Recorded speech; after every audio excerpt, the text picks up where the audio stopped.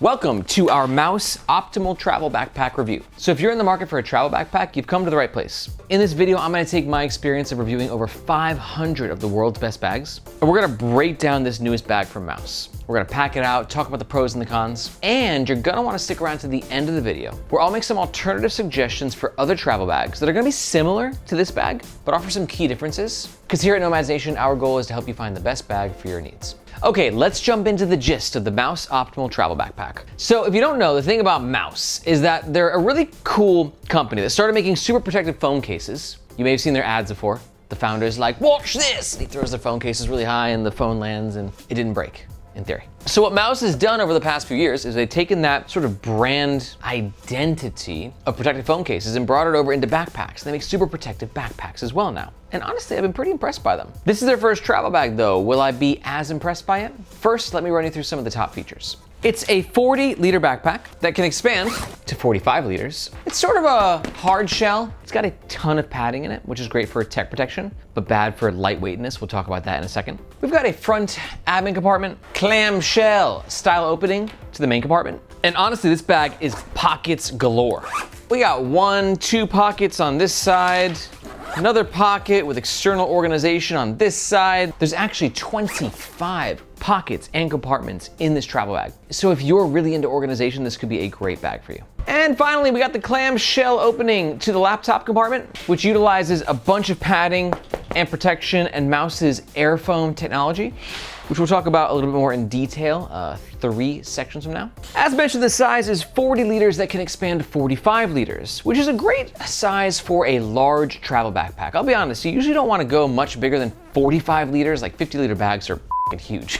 And even these days, 45 is pretty big. This is not an underneath the seat backpack. This is a carry-on backpack that you might get checked if it's too heavy or exceeds the dimensions of the airline you're flying with. Speaking of which, for this bag, we got a height of around 21.5 inches, a back panel width of around 14 inches, and a fully packed out depth of around 8 inches. As I mentioned, this bag is protective, but all that padding is going to come at a cost. I'm getting 4.8 pounds on scale number 1 and 4.7 pounds on scale number 2. And I can't emphasize enough, like I've reviewed a lot of bags and that's a heavier bag right there. Now, don't get me wrong, like usually the ratio of 10 liters to 1 pound works pretty well. We've exceeded that a bit at this point. So as you're watching this review, it's very important to keep in mind this is not the world's lightest travel bag. But if the aesthetic and that enhanced tech protection is very important to you, then you might be willing to make that compromise.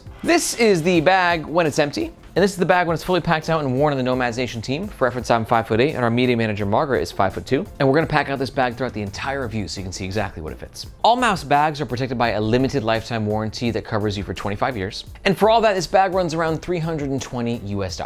And if at any point during this review you're thinking about making a purchase or you want to find out more information, we highly suggest doing so with the first link in the description. Reason being, that link makes sure that you get the best price, and we oftentimes have discount codes. But that link also helps support the Nomads Nation YouTube channel and team so we can keep making the best bag reviews on the web. Thank you very much. Let's talk about the front of the Mous Optimal Travel Backpack. First note on the front is always going to be the aesthetic. And remember, Mous is a techie company. They started by making protective phone cases. And I think that this aesthetic just kind of screams techie to me.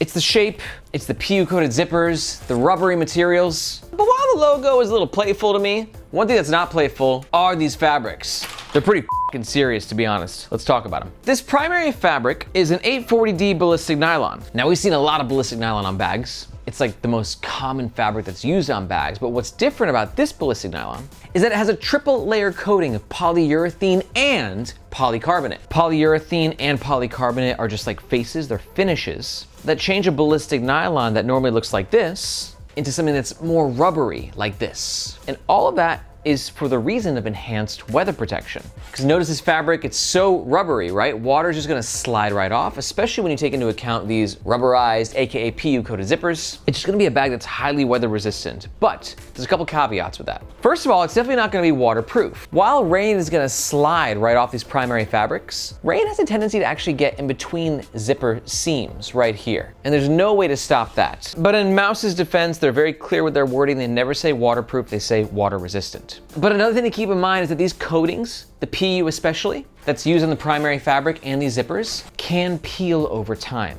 and look like this. It's never a guarantee. It depends on how you use the bags and how much sunlight they get and how much humidity they're exposed to, but it can happen. All right, let's get into the meat and potatoes. We got a admin compartment right here, which I am a big fan of. In this compartment, we utilize a really nice Darlington mesh. This mesh has a nice stretchiness to it and a transparency to it so you can see what you packed where. This compartment runs all the way down to the bottom of the bag, and it opens pretty well, giving you decent access.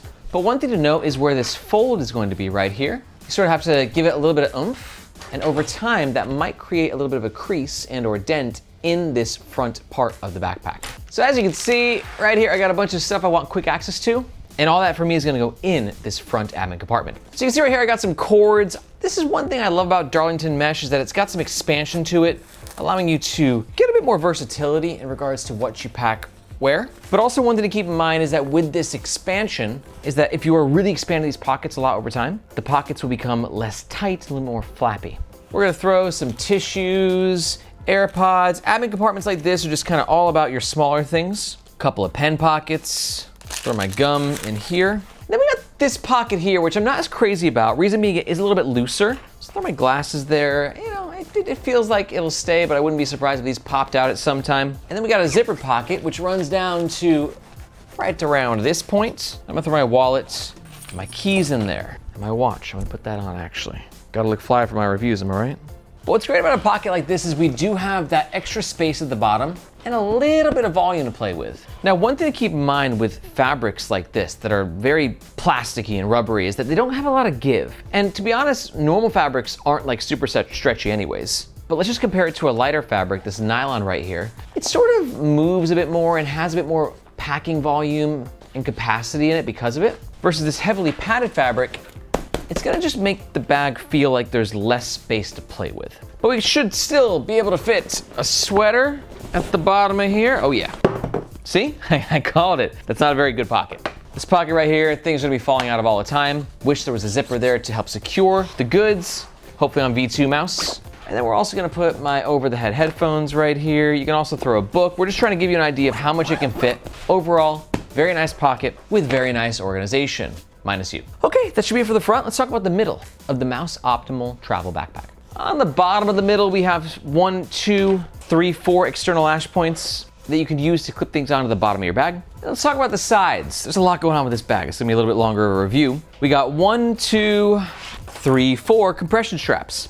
I like these compression straps for a few reasons. One is that compression straps are just great because they do allow you to compress your bag. Now, this is great for a bag that might be around 30 liters because 30 liters is gonna be smaller than this, but it's still a good travel bag. But it means when you get to your destination, you can cinch the bag down and it feels like a smaller bag, which means it can be used then as your day pack as well. Unfortunately though, for a backpack this size, you're not gonna really cinch it down to be able to be used for a day pack. I mean, just look at this bag on me and Margaret. This is a big freaking bag. But these compression straps can still help when you are traveling and you want to cinch the bag down a little bit just to give it a little bit less of a kind of a silhouette, make it feel lighter and potentially fit into like one of those baggage bucket things, right? Just in case the airline's being a little strict, these compression straps give you a little bit of room to play with. But the thing I like most about them is that they do not restrict access to the main compartment. A lot of times these compression straps will overlap with a zipper, meaning that every time you want to unzip the backpack, you have to unclip the compression strap, which is so annoying. So nice design job there by Mous. Now we're slowly working our way to the main compartment, but first we got some more stuff on the sides to talk about. Side handles, not my favorite. I'll tell you why, I'll feed you little birdies. At the end of the day, it works, gets the job done.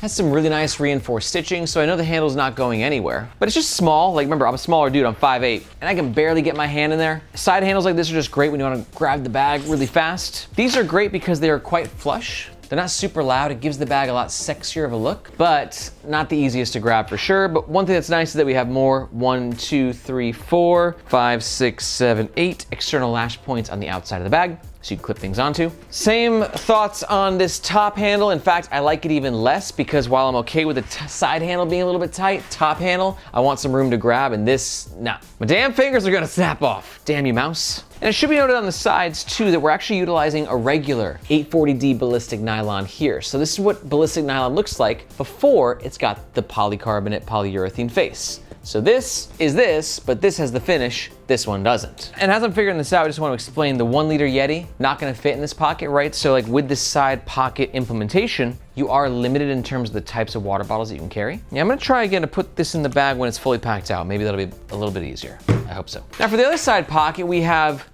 a pocket right here. Good spot for a cell phone. And the secondary pocket right here. And one thing I like about this pocket is that it's sort of a tech pocket, as where you can put a portable battery right in here. And then you can see we have this little pass-through slot, which then goes into the other side via here. You see that? You see that? So in essence, power bank here, cord through, phone in here. And I hope that you can kind of see what's happening with this bag, as there's a lot going on. And there's sort of like, I don't know, like a split in the world of travel as to where travel bags were like this 10 years ago, and they still are. But a lot of people, myself included, prefer travel bags that are a bit more minimalist of an experience. And this one definitely has a lot of pockets, a lot of features, a lot of organization, but with that comes a lot more weight and possible just complicated user experience. What about you though? Do you prefer something like this? More features equals more options and more modularity and more customization and organization for you? Or do you prefer something that's a little bit more streamlined and simple to use? Let me know in the comments below. All right, main compartment.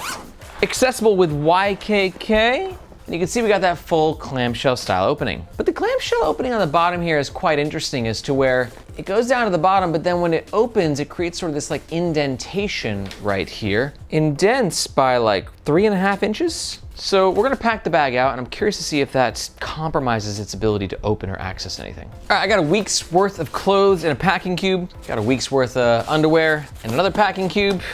Top kit, tech pouch, and that usually does it for me for a 40-liter backpack. And you can see over here, yeah, the opening actually not too bad. So we're good to go there. And for additional organization, we've got some more Darlington mesh pockets here, but just as to where I complained about this pocket, I'm going to extend that complaint also to these pockets because I don't foresee them to be able to hold anything for long periods of time. Remember guys, a travel bag, it's getting moved around a lot. You're picking it up, you're putting it down. It might get checked, especially at this weight. So the lack of security and extra anarchy that these pockets bring to the table means that I personally will just not use them.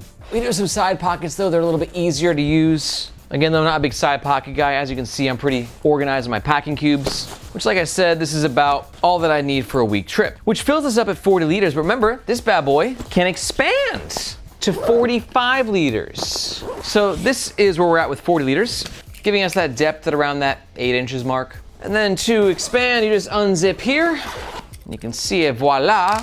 The expanding section basically added 1.5 inches, just a little bit under. So now we're at about 9.5 inches of depth, which can come quite in handy. Where's the opening? There you go.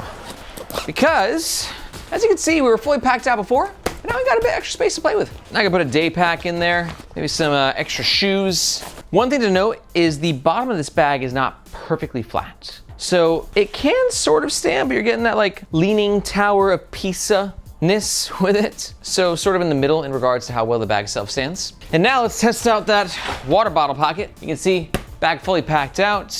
Unzip this. 24-ounce Columbia. This is not a huge water bottle. I think it's designed this way. Designed what way? This is the way you... Oh, you think so? So thank you, Margaret. It has now dawned on us. And we're the pros. I've reviewed over 500 bags and this didn't even click for me. But Margaret brought up a good point that maybe this is actually how the water bottle is supposed to be used, which is a bit strange for me because this is such a sleek looking bag and this just throws off the whole vibe. But it is a pretty functional solution. The water bottle is fairly secure in there. I gotta say too, I love the fabric that's being utilized right here. It's got a nice little stretch to it. But I don't know, not my favorite implementation of a water bottle holder, aesthetically speaking. What do you think about the water bottle holder? Am I doing it right? Is it supposed to be zipped up? Does this rock? Let me know your thoughts about this pocket in the comments below. Last note in the middle of the bag is we have this top pocket right here, which typically is ideal for sunglasses. Got my cheap Amazon sunnies right there. Piece of cake.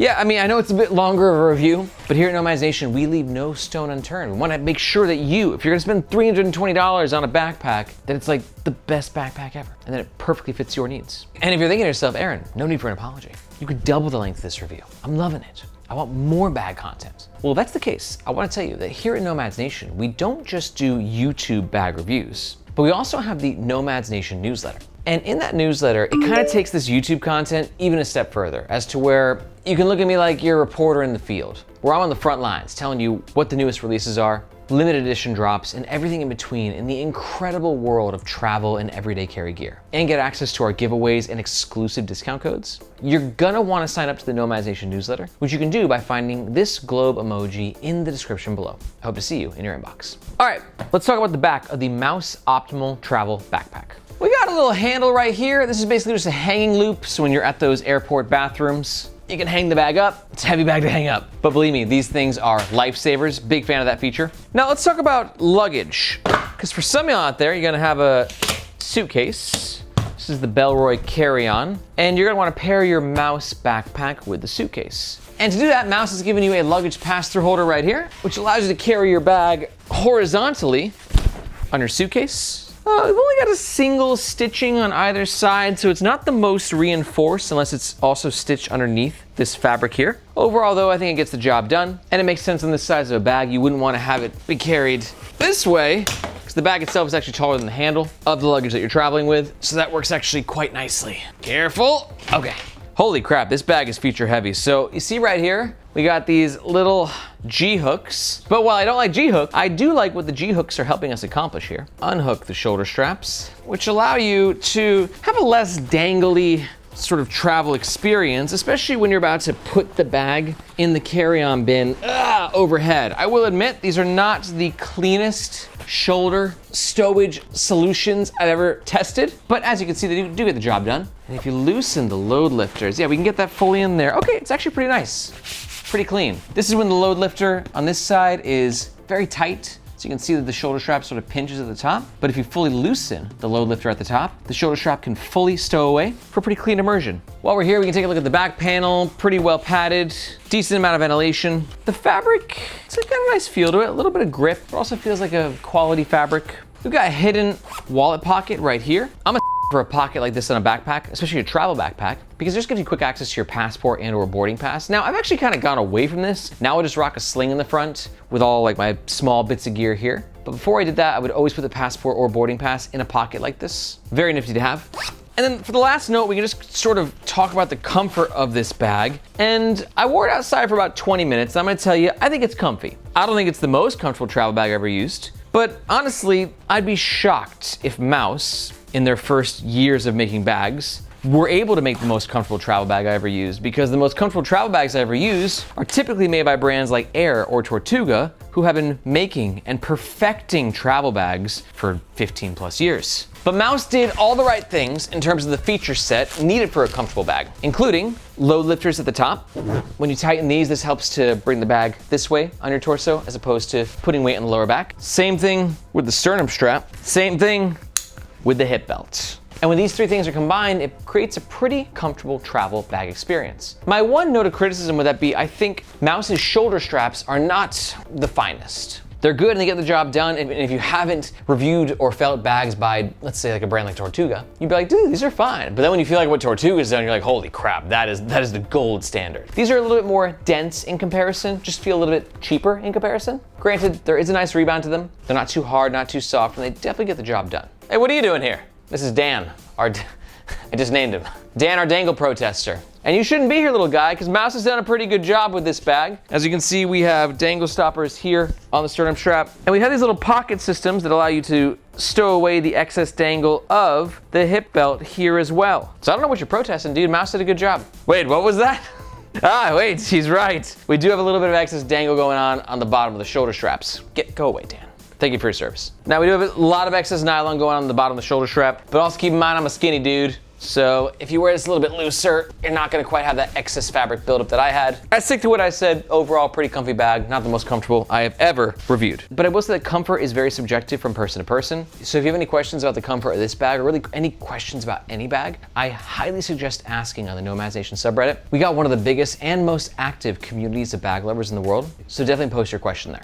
And now let's talk about the tech compartment of the Mous Optimal Travel Pack. So we got this clamshell style opening, which I think is interesting for a travel bag. And I'm gonna say kind of unnecessary, because we've added more weight and more complications with this extra zipperage, when in reality, just a little slot right here that you can stick the bag in is just as good. This used to be a selling point, clamshell opening tech compartments, because you used to be able to put it through like the TSA thing and just be like, they'd be like, do you have a laptop? Be like, yeah, there you go, slide it through. But now like, cool, yeah, it's nice. Take it out. They don't just let you leave it in there anymore. I've tested, believe me. And one thing I don't like about it too is we're getting some weird zipper stressing at the bottom of this compartment. It opens clamshell, but it's really pushing that zipper to its limits. So I wonder if it's gonna have any long-term negative consequences. But on the bright side, this tech compartment is super protected. You hear that? That's a hard shell right at the bottom. Velcro securing mechanism right here, and tons of padding and a beautiful microfiber lining on the inside as well, which has scratch resistant properties, which means that your laptop is gonna be safe and sound. Let's test how safe and how sound. 13-inch MacBook Pro. Slide that on in, and you can see that's getting swallowed in there, right? But it is secure, and I think we're gonna fit a 17 in there. So let's just go ahead and jump to our 17-inch Asus VivoBook, which slides in, Velcro secure. Oh yeah, freaking Gucci, dude.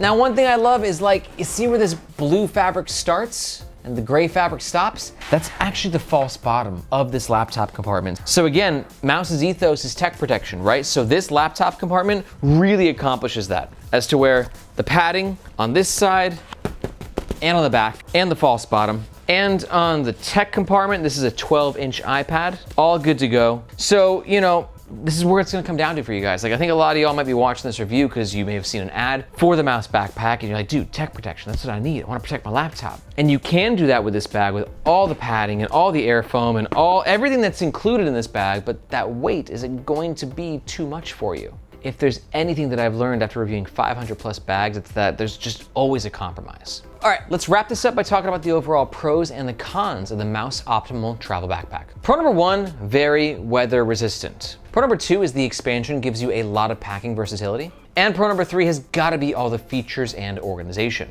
But on the con side, con number one is gonna be the features and organization. It might be a little overkill for some of y'all out there, especially if you want a more minimalist travel backpack. Con number two, the water bottle holder. I'm still a little perplexed by this guy. Not sure if I like it. And con number three is with all those features and all those pockets, you are coming in with a very heavy travel backpack at 4.8 pounds. But if you're still watching this, there's a good chance that you're like, I don't give a about the weight. I love this bag. I don't live in Europe. And this is gonna be my new travel companion, and I'm totally gonna get one. Well, if that's the case, just a reminder, we do recommend doing so using the first link in the description below. Because again, that link makes sure that you get the best price, and if there's any discount codes, that's what they'll be. But let's say you're not quite sold on this bag, and you wanna hear some of our alternative recommendations. Let's talk about them. First up, if you're new to the channel, I recommend watching the Nomads Nation leaderboard video. This is where we, as a team for Nomads Nation, talk about our favorite bags in different categories. And it's the best way just to get a general idea of the best bags on the market from gearheads and nerds who use them every single day. But if we're pretty close with this Mous bag, let me give you two specific alternatives that might be a little bit closer for your needs. Alternative recommendation number one is going to be the Peak Design Travel Backpack. Great pick for you if you're digging all the features on the Mous travel backpack, but you want more features. Peak Design, as the name suggests, is known for incredible design, tons of features, and this travel backpack is nothing short of iconic. And my second alternative recommendation is going to be the Minimul M38 travel backpack. A newcomer on the scene, this is gonna be a great option for you if you're looking for a travel bag that's really great for tech gear, tons of pockets, but it's gonna come in at a little bit lower of a weight and significantly more comfortable, in my opinion. All three bags are great. It just depends on your needs, but to learn more about the alternatives, just go ahead and watch these videos right here. If you got any questions about any bags, be sure to let me know in the comments below or on the Nomads Nation subreddit. Thank you so much for watching. My name is Aaron, this is Nomads Nation, and we'll catch you next time.